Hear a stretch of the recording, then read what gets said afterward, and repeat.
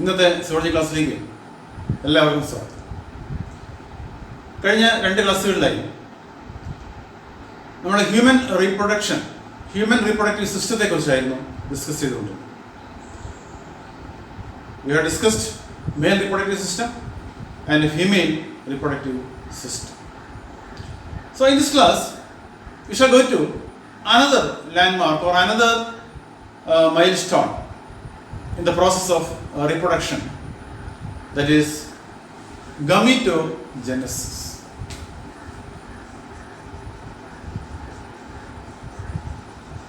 Gametogenesis. So gametogenesis is the genesis or the production of gametes. As the term indicates, it is the production of gametes, gametogenesis. As we have 2 types of gametes, a male gamete and a female gamete. There are 2 types of gametogenesis. Let us see which are they. One is spermatogenesis, and the other one is oogenesis. So spermatogenesis is the production of the male gamete or the sperm, and oogenesis is the production of female gamete or ovum. So the production of sperm is the spermatogenesis, and the production of ova is the oogenesis. Okay, now let us see first the details of spermatogenesis.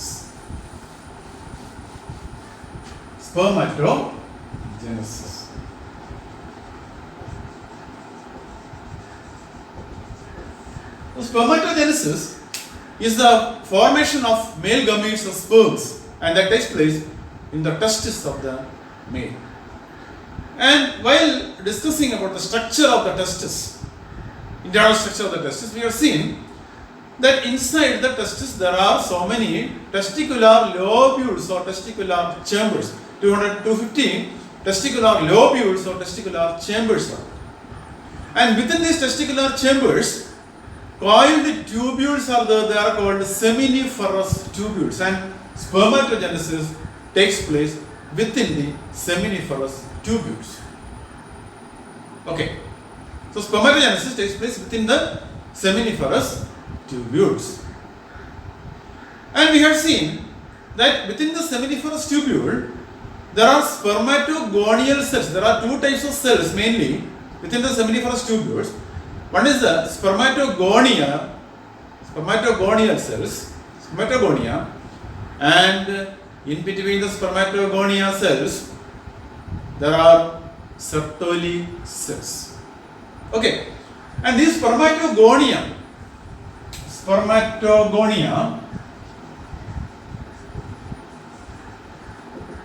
are called the sperm mother cells. They are also called the sperm mother cells.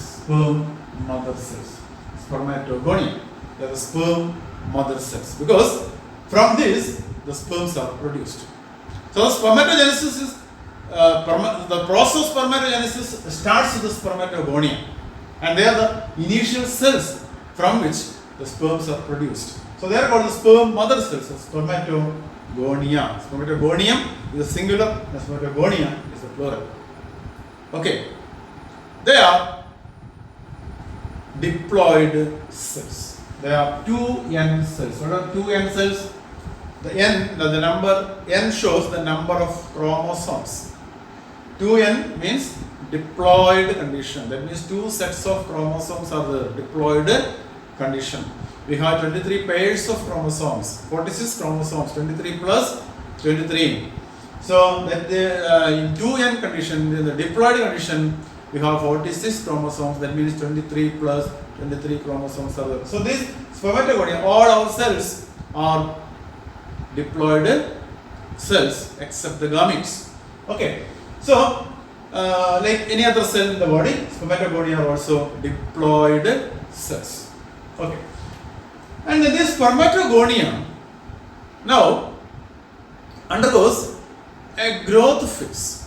The spermatogonia grows further, and this spermatogonia enlarges in size and becomes primary spermatocyte. So it becomes the primary spermatocyte.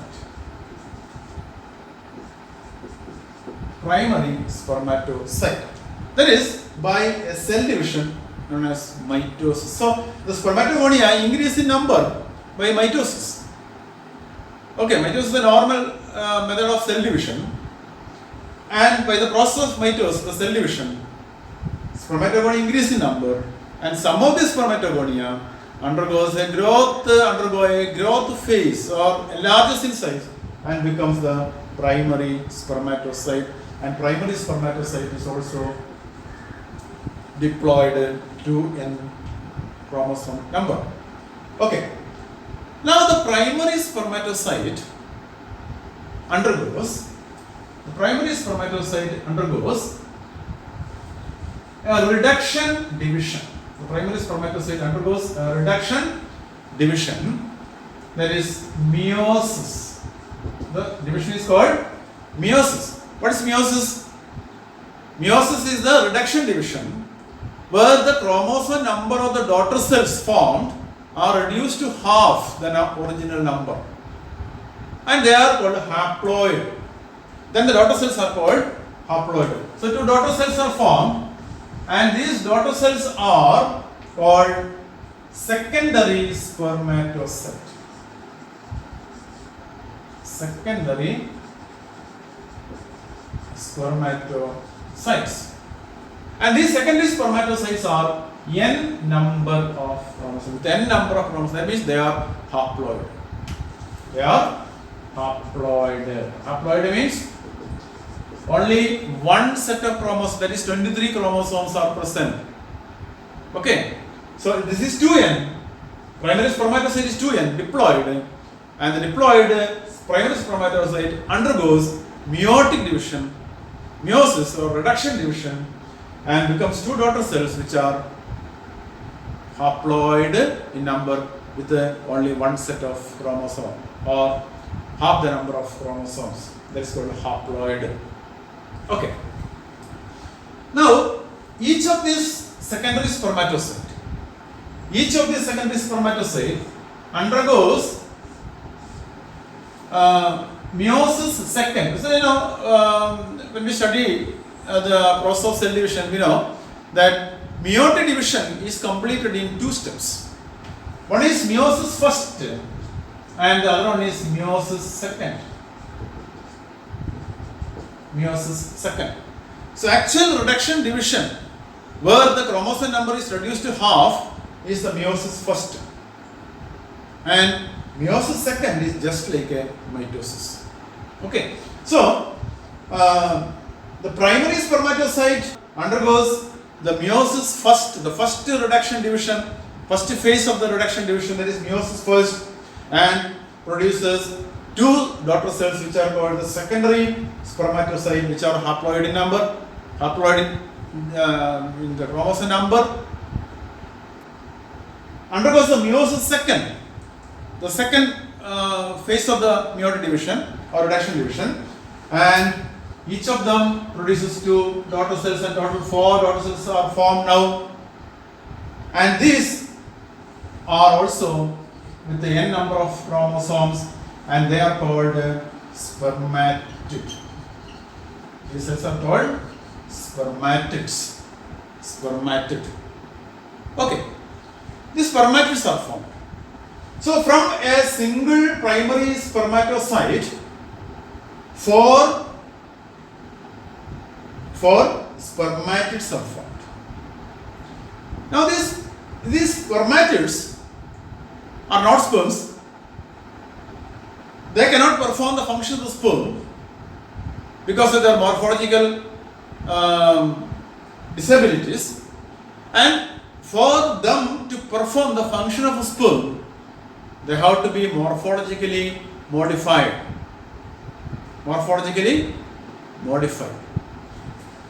And this modification, morphological changes that are occurring to the spermatid, and that process is called spermiogenesis.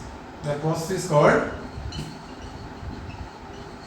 spermiogenesis. And after the spermiogenesis, each spermatid is converted into a sperm. Each spermatid is converted into a sperm. And sperm is functional, which are motile with a tail, which can move in a liquid medium, but spermatid cannot do that. So to convert the spermatids to functional sperms, the spermiogenesis is compulsory, is to be done. So spermatids undergo the process of spermiogenesis and sperms are formed. And these formed sperms are embedded or immersed in between the Sertoli cells. You know the functions of Sertoli cells. Sertoli cells produce a nourishing fluid which nourishes the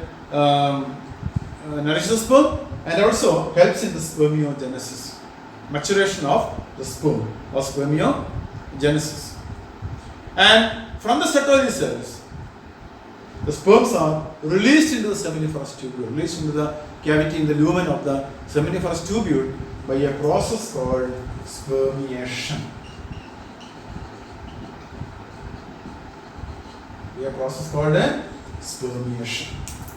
So that is about spermatogenesis. Let us see once again what is spermatogenesis. There are several spermatogonia in the seminiferous tubule, and these spermatogonia increase in number, multiply by mitosis. And some of these spermatogonia grows in size, enlarges in size, and becomes the primary spermatocyte. The primary spermatocyte now undergoes the meiotic division. After the first meiotic division, two daughter cells are formed. They are haploid in number, and they are called the secondary spermatocyte. The secondary spermatocyte completes the meiotic division. After undergoing the second meiotic division, and four daughter cells are formed from two secondary spermatocytes. Four daughter cells are formed, and these are called the spermatids. And now these spermatids undergo certain morphological changes, and that process is called spermiogenesis. And sperms are produced. Functional, motile sperms are produced. And the sperms are released into the lumen of the seminiferous tubule, in the cavity of the seminiferous tubule, by a process called spermiation. So that is about spermatogenesis. So from a single primary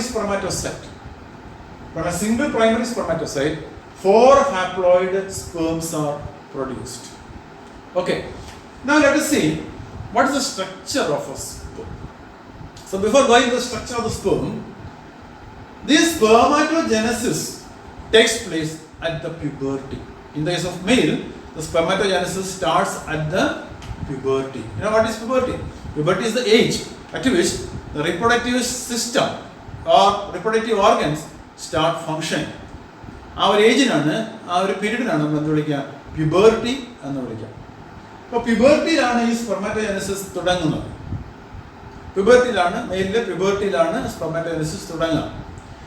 അങ്ങനെ പ്യൂബർട്ടിയിൽ puberty ആരംഭിക്കണമെങ്കിലും അതോടൊപ്പം തന്നെ ഈ spermatogenesis തുടങ്ങണമെങ്കിലും കുറച്ച് ഹോർമോൺസിന്റെ പ്രവർത്തനം ആവശ്യമാണെന്ന് നമുക്കറിയാം.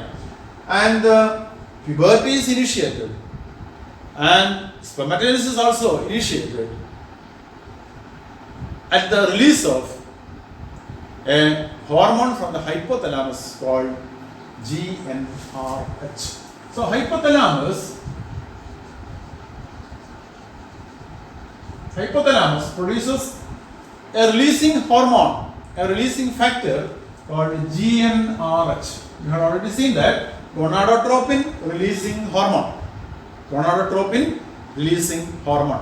And this gonadotropin releasing hormone acts on the pituitary. Its action is on the pituitary.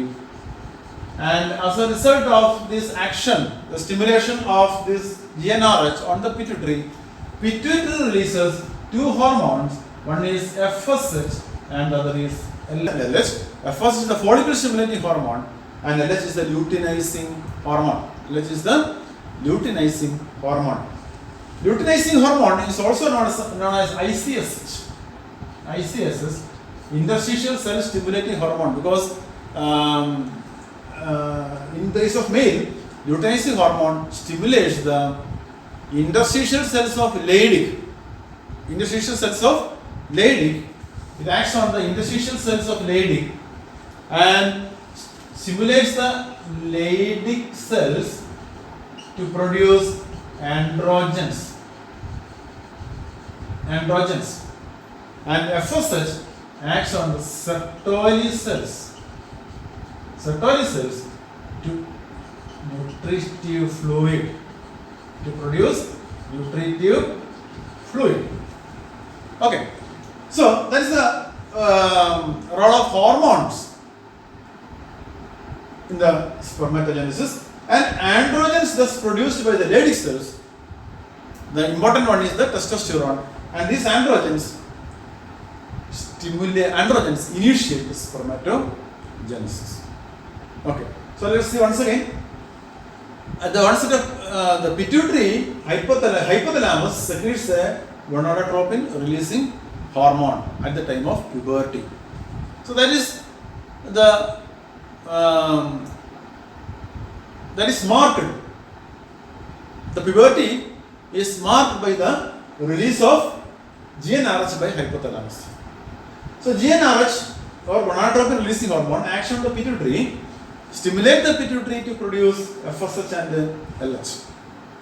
LH, luteinizing hormone, or ICSH, interstitial cell stimulating hormone, acts on the Leydig cells, interstitial cells, so in the testis, and stimulate the Leydig cells to produce androgens.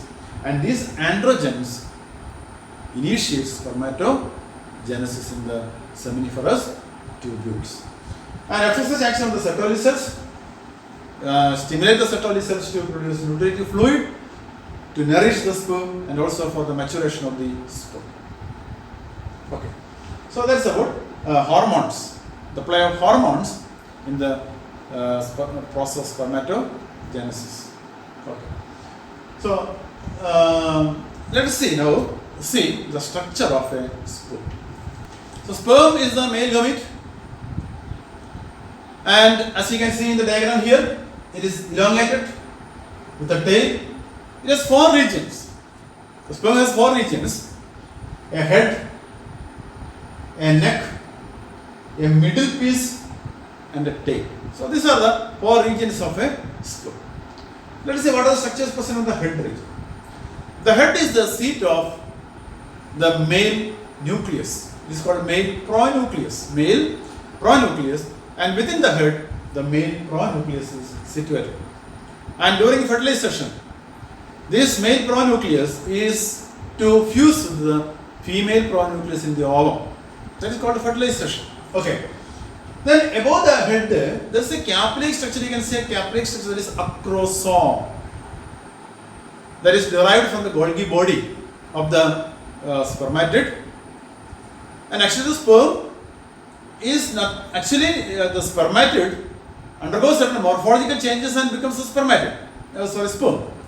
So the Golgi body of the spermatid changes into the acrosome of the sperm that is placed above the head, as just like a cap. And this acrosome contains certain enzymes. They are collectively called sperm lysins.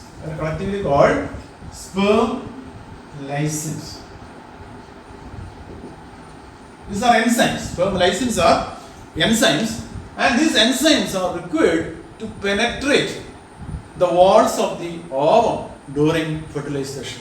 So fertilization സമയത്ത് ഓവത്തിന് ചുറ്റി ധാരാളം membranes ഉണ്ട്. അപ്പോൾ ഈ മെംബ്രെയിൻസിനൊക്കെ dissolve ചെയ്തിട്ട് സ്പേമിനുള്ളിലേക്ക് കടക്കണമെങ്കിൽ ഈ sperm lysins ആവശ്യമുണ്ട്. So acrosome contains the sperm ലൈസിൻസ്.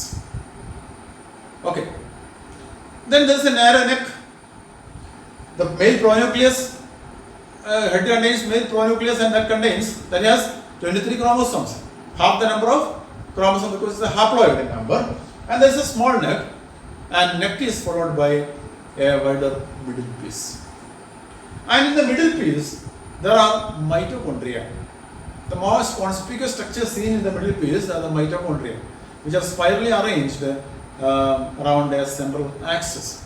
You can see a proximal centriole and a distal centriole in the middle piece. And between these two centrioles, there is an axial filament running through the center of the middle piece, and around which the mitochondria are concentrically arranged.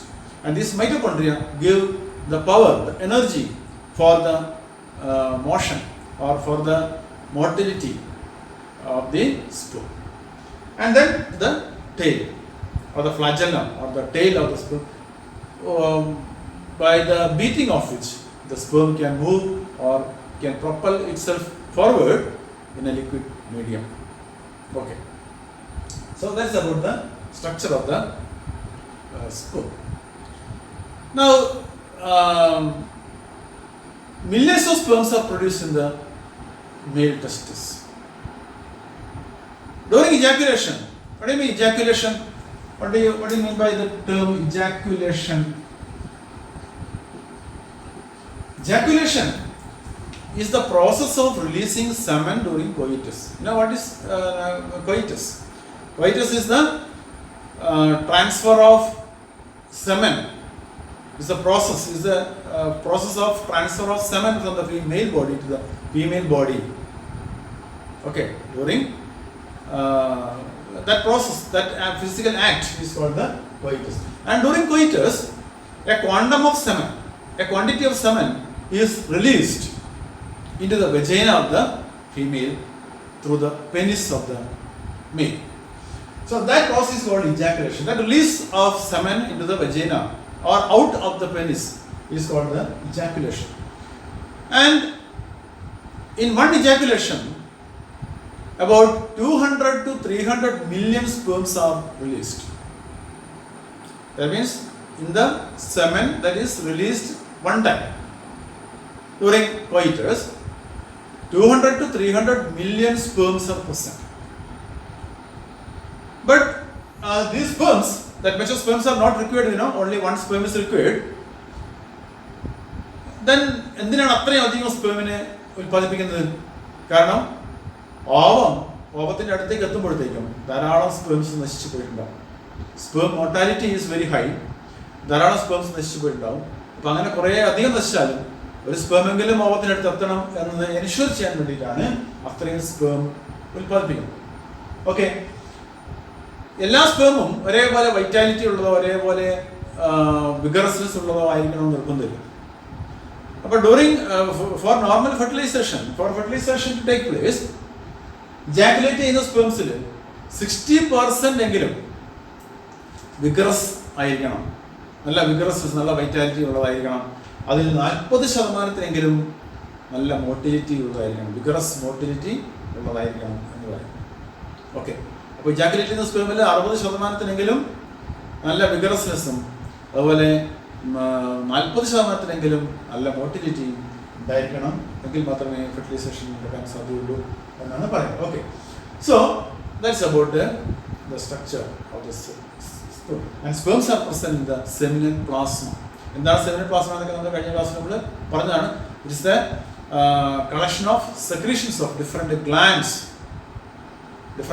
associated with the reproductive system, like Sertoli cell secretion, അതേപോലെ secretion of the seminal vesicles, secretion of the prostate gland, secretion of the bulbourethral gland. So all these secretions are collectively called the seminal plasma, and sperms are present in the seminal plasma, and that is the seminal plasma or semen, and that is ejaculated during the coitus. Okay, so ഇതാണ് നമുക്ക് സ്പെർമറ്റോജനസിനെ കുറിച്ച് പറയാം. റിപ്രൊഡക്ഷൻ്റെ മറ്റ് ഇവൻറ്റുകളിലേക്ക് നമുക്ക് അടുത്ത ക്ലാസ്സിൽ നമുക്ക് എടുക്കാം.